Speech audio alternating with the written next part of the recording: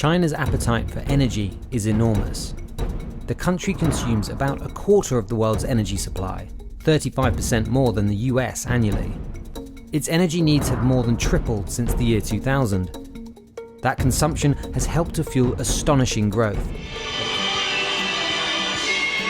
Yes. My flight leaves at 2:40.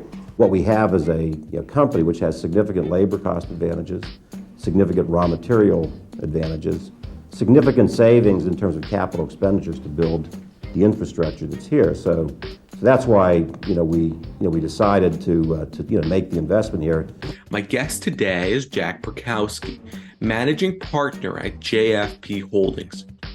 In 1992, Jack was one of the first to predict the rise of China and moved to Hong Kong, where he raised a $100 million fund that invested in publicly traded companies on the Hong Kong Stock Exchange. Jack proceeded to start Simco Technologies, which became one of the largest auto parts manufacturers in China. Jack is the protagonist of the Economist Book of the Year, Mr. China, and is the author of Managing the Dragon, Building a Billion-Dollar Business in China. I am pleased to welcome Jack Perkowski. Daniel, it's great to be back, and thank you for that very generous, and I would have to say very complete introduction. It's great to have you back on. How have economic dynamics in China changed since the abandonment of zero COVID? Zero COVID actually had a personal impact on a lot of people, but from a business point of view, it really didn't change all that much. We have a whole team in China right from the very beginning, right after, beginning in March 2020, right after the onset of COVID globally. They were able to function pretty much as before COVID. And, from time to time, depending on where there were outbreaks, they may have been restricted from traveling to those provinces or cities. But by and large, the impact of COVID as far as doing business really didn't change that much. Obviously, it had an economic impact in terms of slowing the economy generally, because people to a large degree were shut in their homes. Also, it impacted exports and so forth. But in terms of doing business itself, that really didn't change all that much with the zero COVID policy. How has Chinese consumer behavior evolved since the pandemic? People obviously got more cautious because one of the impacts of COVID and the post-COVID period is that the economy has slowed, fairly dramatically. So China's growth rate now is, has fallen off, and I think it's kind of running at 5% this year, which is high by a lot of standards, but it's low by what China's been used to over the last 20 or 30 years. So the economy is slower. The property market, which accounts for about 30% of China's GDP, has really been particularly hard hit. And this really started before COVID, but it was exacerbated by COVID. So I would say that a weaker economy, a more uncertain future, and a property market an important property market that really has been in flux, has made consumers more cautious. So, for example, the growth in auto sales have slowed somewhat, and so generally there's more caution among Chinese consumers. What challenges and opportunities have emerged for foreign entrepreneurs doing business in China? A couple of things. One is, I'd say there are two. Number one, COVID made it more difficult for foreigners to be in China. And so I know many people who were longtime residents of Hong Kong or China that just decided that enough was enough, and they came back to the States or wherever they were from. So in general, I'd say that the zero COVID policy in particular was something that, that foreigners particularly objected to. And so many left, and many, frankly, couldn't get back into China. So, as you recall, COVID really started around the Christmas holidays. And so many foreigners had left China, as I did, for home and for the, Christmas holidays. And then by the time January, February rolled around, COVID was really kind of running rampant and travel restrictions were in place. And so many flights were canceled. It was very difficult to get permission to enter China. So for a period of time, many people were stuck wherever it was they were, when COVID broke out. And so, many foreigners couldn't get back. And so they just decided, well, rather than going back, now's a good time maybe to stay out of China. So there was that very physical issue. I'd say the other thing that's happened, and I'm not sure it's related to COVID, but it certainly happened at the same time, which is that the policy of the central government really has been a little bit less welcoming to foreign capital. And what I tell people that anything that you learned about China from the 1978 period when Deng Xiaoping opened the economy and welcomed foreign investment, foreign technology to 2020. Anything you learned during that period, which you might call kind of the golden age of Western participation in China's economy, anything you learned during that period, you really need to rethink in the post-2020 period, because the current administration really has taken a little different approach to Western capital, Western management, Western participation in the economy. And I'd say that's had a little bit of a chilling impact on Westerners doing business in China. It doesn't make it impossible, but it certainly made it a little more difficult. I read a report which said foreign direct investment into China is down 90%. No, that wouldn't, I didn't see the specific statistics, but that would not surprise me at all. I mean, I think, before COVID, there was this whole rethinking of the global supply chain. I think quite rightly so. I mean, I think that many companies in the United States, many countries like the United States, really became too dependent upon production in China. And before that, this whole period, this goes, really goes back to a year or two before COVID. The attitude was, let's source everything from China because labor costs are lower.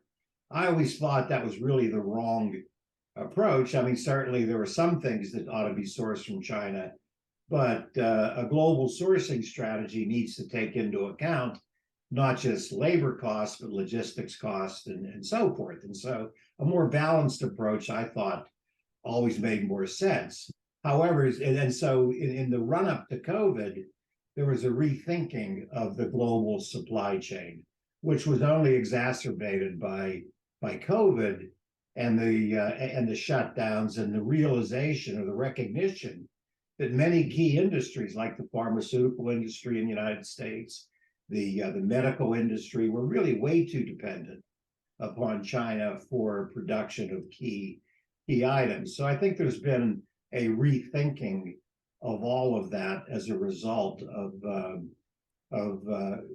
events before COVID, but then certainly the onset of COVID really kind of clarified those concerns.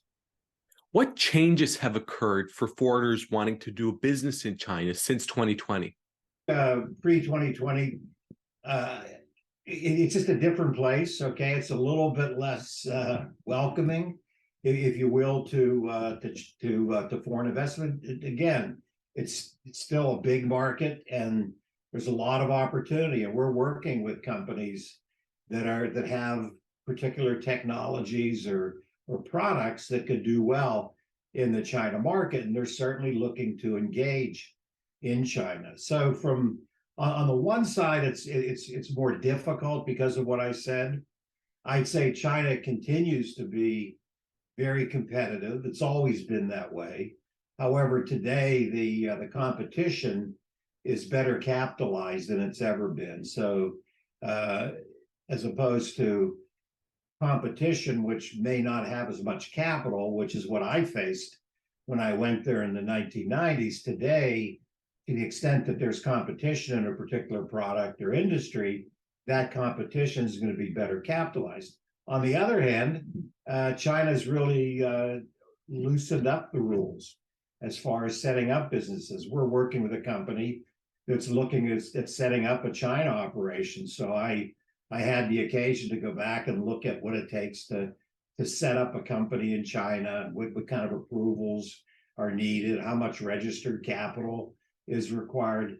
And I was really amazed that just in the last couple of years, all of those regulations have been really loosened quite a bit. So in some ways it's a lot easier, and in some ways it's difficult. I'd say, putting aside those issues, a key issue means you need to have a product or a service that is differentiated, where you have a clear value add. And if you have that, then you have a chance of success in China. In our last interview, you suggested that the development of capital markets in China would present a major opportunity. Have they developed like you expected? Well, the capital markets in China really haven't developed.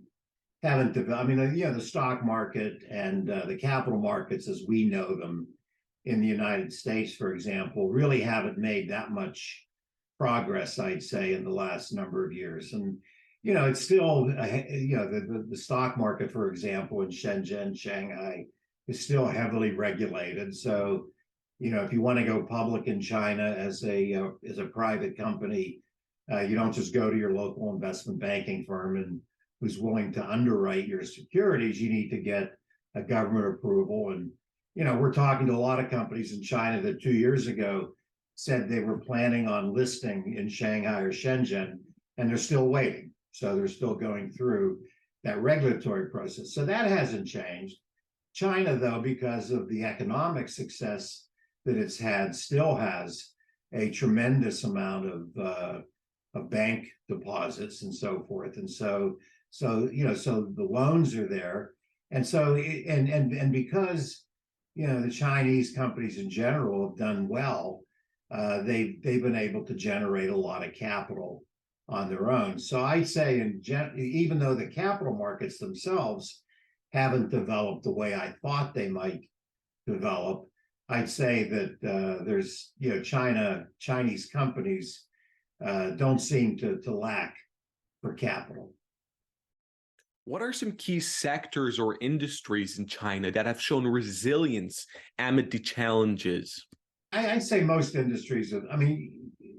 Given the current economic environment, it's hard to say that industries are growing like they were before. I think in general, the economy is throttled back to a much more realistic long-term rate. So you don't really have the exponential growth that you've had in the past. I'd say certainly anything to do with the electrification of the auto industry, the battery industry, all those ancillary businesses have shown good growth during this period, but that's because of the longer term trend towards electrification of, for example, the auto industry. But in general, I'd say, most industries are still growing, but not quite as fast as before, still large. And then there are certain industries, like I mentioned, the property market, that really have fallen quite a bit, or over the last couple of years. So in general, I can't really point to a couple industries that you'd say, wow, those are really tremendous opportunities today in China. I'd say China in general, because of the size of the market, remains a good opportunity, but it's harder to pick one particular industry that's going to really grow much, much faster than the overall economy. How do you see the development of US-China relations going forward? I think it's going to continue to be problematic, and as I tell everyone, every relationship has two sides to it. And so if you want to predict what's the China-US relationship going to look like, you really have to look at, what, what is each side doing? Well, in China's case, we know exactly what China wants to do. They have a 5-year plan. They have their Made in China policy where they want to be a global leader in key industries. So you can pretty much predict what China's going to do. The question becomes, how does the U.S. react to that?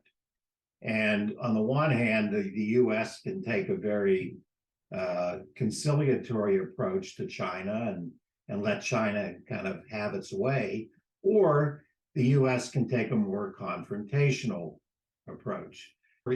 Each one of those approaches has its own pluses and minuses. If the U.S. takes a very conciliatory approach, let China do whatever it wants to do, then basically, China's going to continue to push, and they will push in all the different areas, but it'll on average be a relatively smooth relationship. On the other hand, if the United States tends to confront China, then it'll be a little more adversarial. The advantage will be that the world order will still stay the same. The problem with the first approach of really letting China continue to pursue its own interest, unencumbered or unopposed by any other economy, is that you're going to have a gradual shift in the way in which the world order is structured, with China playing a more important role over time. When you first moved to China over 30 years ago, you did so largely because of the strong demographic trends. But today, that's all different. Today, China is an aging population. What impacts might that have? You're absolutely right. It is an aging population. It's also, frankly, a population that, because of the past policies, is most likely going to be declining in the years ahead. And so last year, I think, was the first year where China's population actually declined. It didn't increase. So you've got an aging population that over the next number of years will be declining. In addition to that, you have kind of this urbanization trend that's really kind of toward its end. So when I first went to China, I think probably, I'd have to go back and look, but I think that probably only 25% of the population, lived in what you would call an urban environment. The rest were basically working in the rural economy. Now, the reason that's important is that when you take somebody that's working in a rice paddy and you then put them in a city, in a factory with capital behind it, you get a big increase in productivity.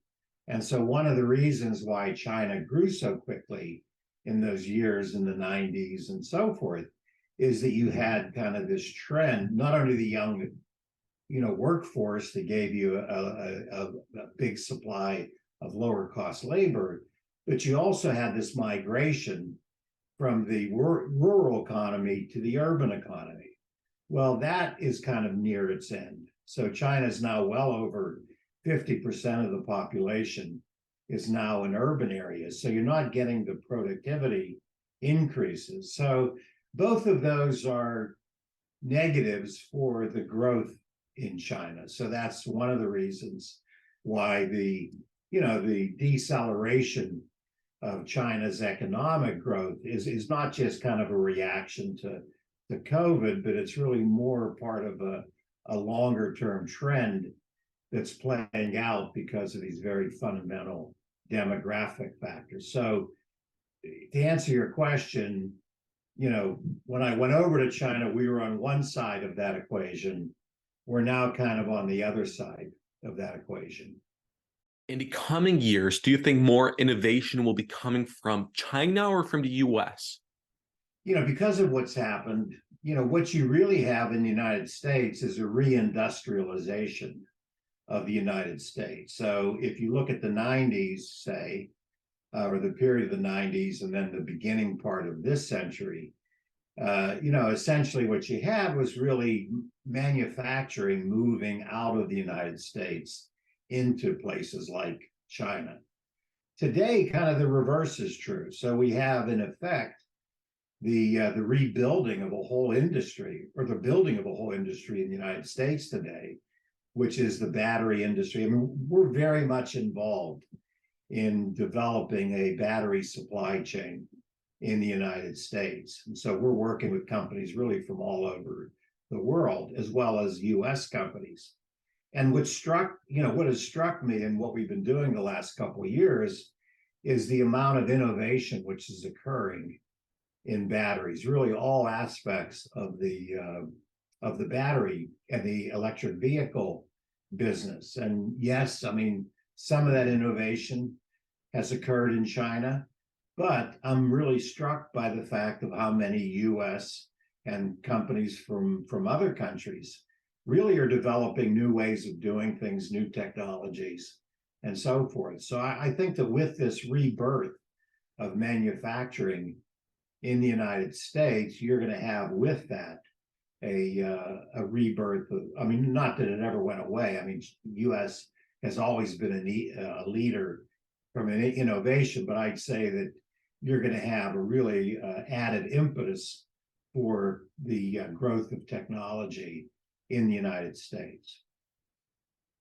Not just in software and some of those things, but in some of the basic mechanical, electrical, chemical type functions or processes.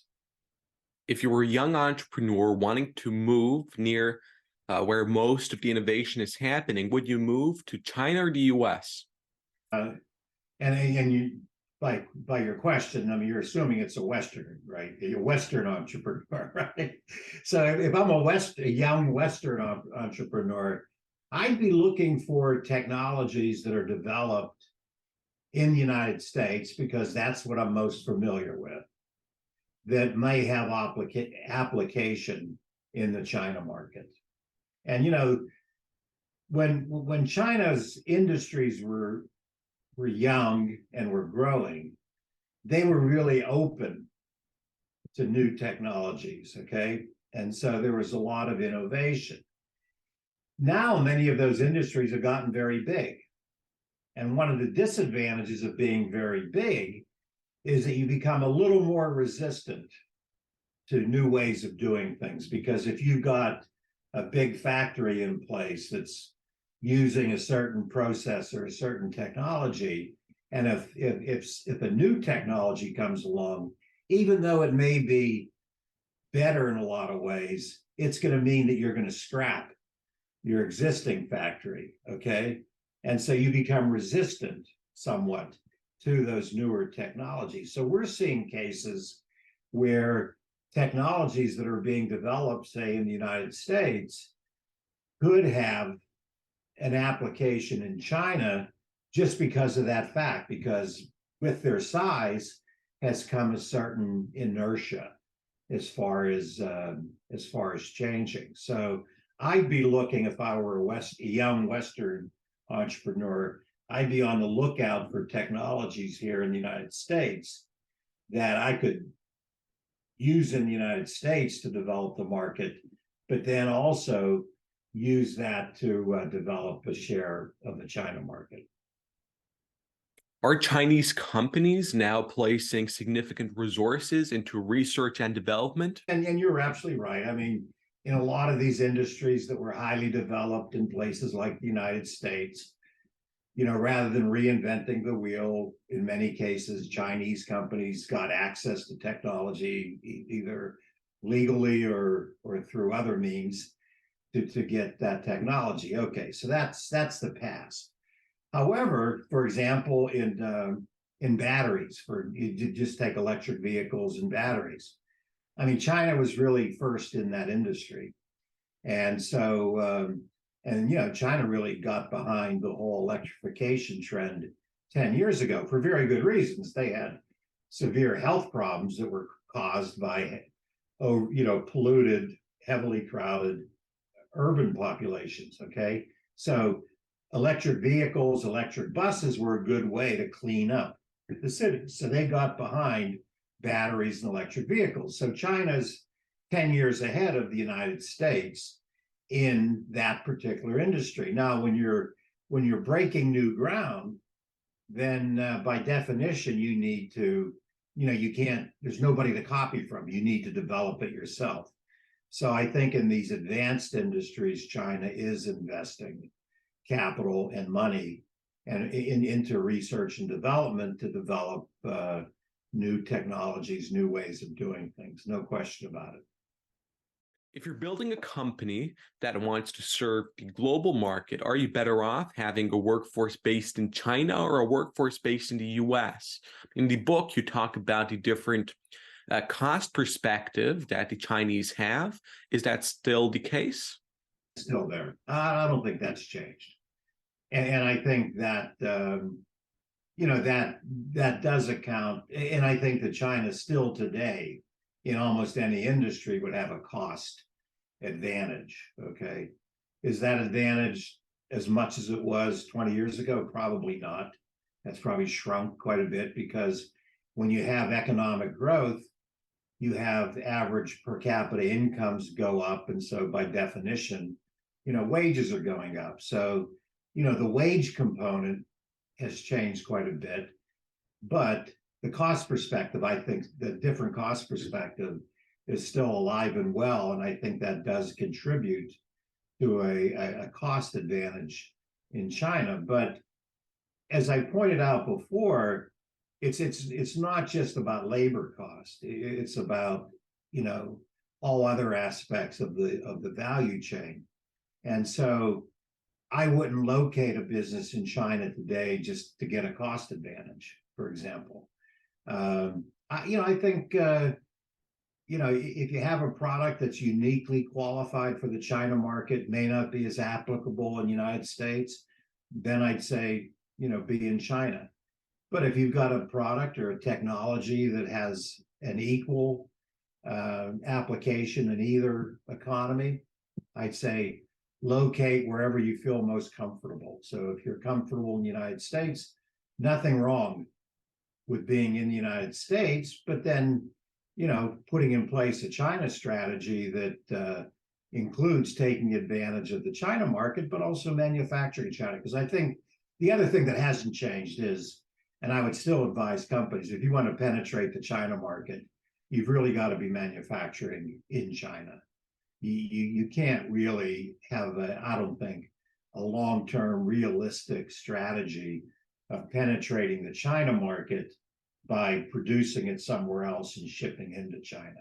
You've really got to have a plan to produce in China for a lot of reasons, not just cost, but cost being one of those. So I think it really depends a lot on the individual and the particular product or technology and where you think that might have the most application. A lot of manufacturing is being moved from China to places like Vietnam.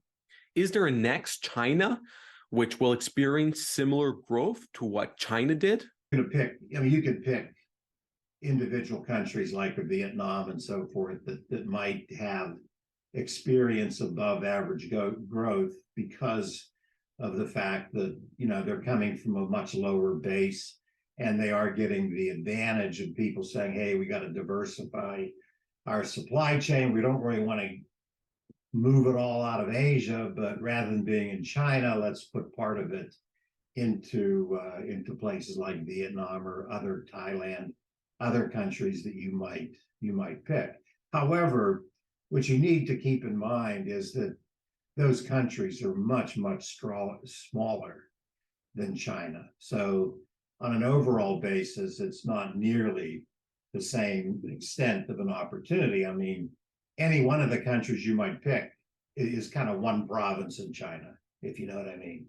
So I'm not sure we'll ever see the kind of wholesale reallocation of manufacturing that we saw in the 90s and the first part of this century, that we, I don't know that we'll ever see that, because I don't think there's another country really the size of China. I mean, India's out there, but that's been out there for a long time, and it hasn't really played out in quite that way. So I'm not sure we'll ever see what we saw happen in the 1990s. Doesn't mean there aren't going to be great opportunities, and if you pick an individual country that that you can't get exceptional growth in that country for the reasons that you mentioned, but it's just a different scale. Now, if you're an entrepreneur, you don't have to have the growth of China to be very successful. If you get a country with a population of 50 million people that's growing pretty quickly, that in and of itself could be an enormous opportunity. One part of the world that I think is quite interesting is Africa. And Africa, particularly now with this global electrification and with the different attitude in China, Africa's got a lot of the resources like lithium and graphite, other raw materials that are essential, to basically the development of the battery industry and the electric vehicle industry globally. And even though China has kind of dominated the development of Africa, there's kind of a reaction against Chinese investment. And there's a desire on the part of African countries to do more processing in their country, not just export natural resources. So, we're starting to work with companies that are doing things in Africa. And I think that's kind of an interesting part of the world for a lot of reasons. How do you see the implementation of AI in China? I think China's, paying a lot of attention to AI because of the fact that, for a number of reasons. It's a new technology. It's kind of a natural outgrowth of the whole digital age or transformation of industry after industry. And it's key to, for example, to something like autonomous driving. If you want to develop autonomous driving, then you need to have a very robust AI capability. So China certainly, that's one of the areas that I think China is focused on. They've identified a whole list of advanced technologies, advanced manufacturing that they want to be global leaders in, and AI is certainly in that category. So no question, but that AI is getting a great deal of attention in China. There are American politicians calling for a total decoupling from China. Do you see that as a realistic possibility? I don't think it's realistic, and I don't think it's particularly wise either. I think, politicians, whether they're located in the United States, China, or any other country, tend to have a rather myopic view of the world. One of the reasons why China has done what it's done is just about everybody in a leadership position is an engineer. Okay. In the United States, just about everybody that you can name in a position of political leadership is a lawyer. Not there's anything wrong with lawyers. Some of my best friends are lawyers. Lawyers are very important, but lawyers don't have a history of making things. They don't understand how to manufacture. They believe that things just happen. Okay, so for a politician in the United States to say, "Oh, we can decouple from China," to me is very naive. That's not going to happen. It doesn't make any sense. Now, does it mean that everything should be manufactured in China and the U.S. should just? No, it doesn't mean that at all. But it means that there has to be kind of a healthy relationship between the two countries. And I think what we're trying to do during this very uncertain period is really trying to find that balance point, that structure of a relationship that kind of works for both countries. We haven't found it yet. And until we find it, it's going to be probably a little bit uncertain and a little bit rocky. There are a lot of Chinese students studying at elite American universities, and universities in China, like Tsinghua, are becoming more and more reputable globally. What do you think of education as a part of U.S.-China relations? Well, China has excellent universities, and you mentioned Tsinghua. Tsinghua kind of a combination of a lot of the top schools in the United States. It's all kind of wrapped up into Tsinghua, okay? But there are other universities too, throughout the country. So it's not just Tsinghua. So China has a lot of good universities. However, the way in which subjects are taught in China is a lot different than the United States. It's much more memorization, not so much of the, I don't want to say creative thinking, but it's, the Socratic method of, really kind of discussing things. It's much more, okay, here's a chapter, let's read the chapter and so there's a lot of rote memorization and so forth. And so I think that the Chinese, because of that, they value what can be learned in, for example, a U.S. university. And I think there's an admiration for the universities, the Western universities, and I'd say particularly those in the United States, although I wouldn't, I obviously wouldn't, you have to say that the Oxfords and the London School of Economics and all those are great universities as well.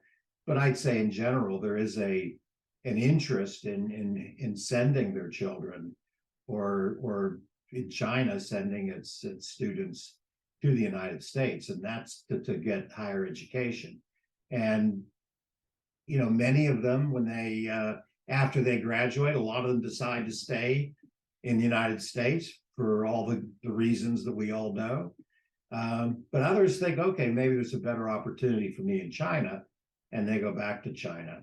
So I think there continues to be an admiration for what a U.S. education can bring and a high reputation for U.S. universities. And so I think you're going to have a continual flow of Chinese students coming to the United States for higher education. Can you speak to the differences in work-life balance or imbalance between China, the U.S., and Europe? I think probably in the U.S., there's probably a lot more emphasis on work-life balance, and particularly in this post-COVID era, when people have gotten used to working from home, that's a lot different than pre-COVID when everybody went into an office for 5 days a week,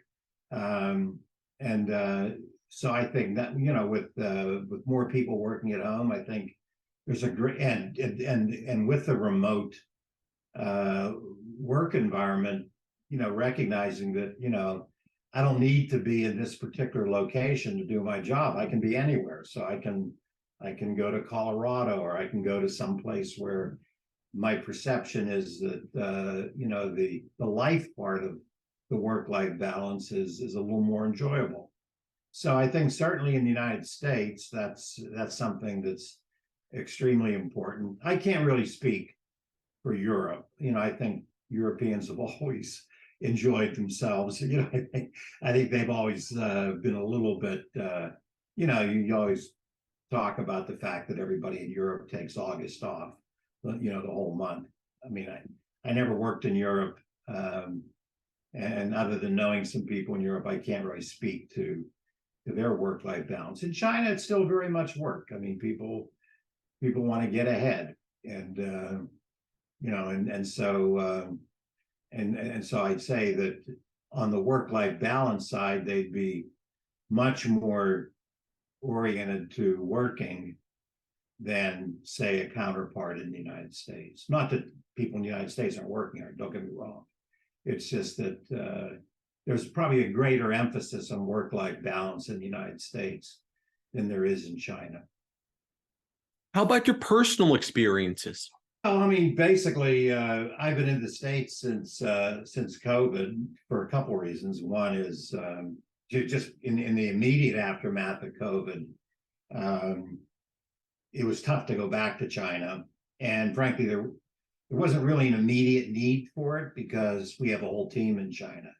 And the way I kind of think about it is pre-COVID, a lot of companies wanted to engage with China. And when they did that, when they made that decision, the CEO would go to China to visit. Today, that doesn't happen quite as much. I mean, I think there's not quite the gold rush mentality as far as going to China. And it's been harder to get to China. And so you don't, so in the pre-COVID environment, it was important for me to be in China. So when those senior members of our clients came to China, then rather than just meeting somebody in China, they met the senior person from our company. That's changed because there isn't so much of that senior travel to China. And then because of the fact, and because we have a team there, and then because of the fact that we've gotten very involved with developing a battery supply chain in the United States, it's been more important for me to be here.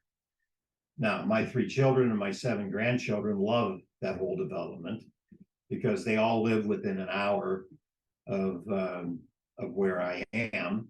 And so we get to spend a lot of time, frankly, with the family that we wouldn't otherwise be able to do because we were however many thousand miles away in Beijing. So for me personally, COVID was kind of a blessing in disguise. It probably, I'd been in China for 25 years and it was probably due for a change at some point just because of the grandchildren and other things. But COVID certainly, in a way, made that decision for us.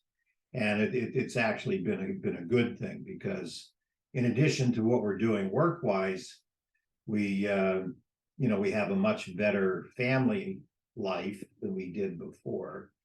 And also I've been able to spend time working outside.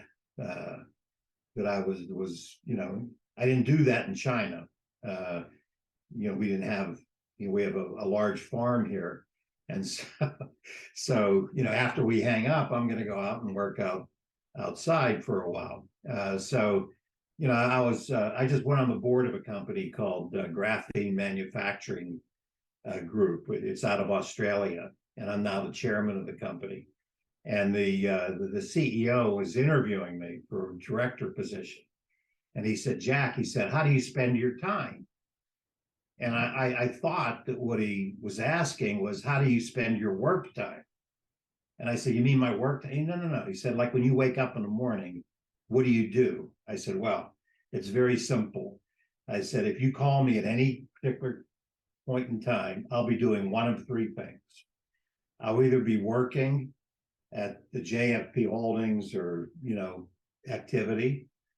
I'll be with the grandkids, or I'll be working outside on my bulldozer or backhoe. I said, so at any given point in time, I'll be doing one of those 3 things. And I try as much as possible to kind of work each of those in to my daily life. And it's frankly worked out well.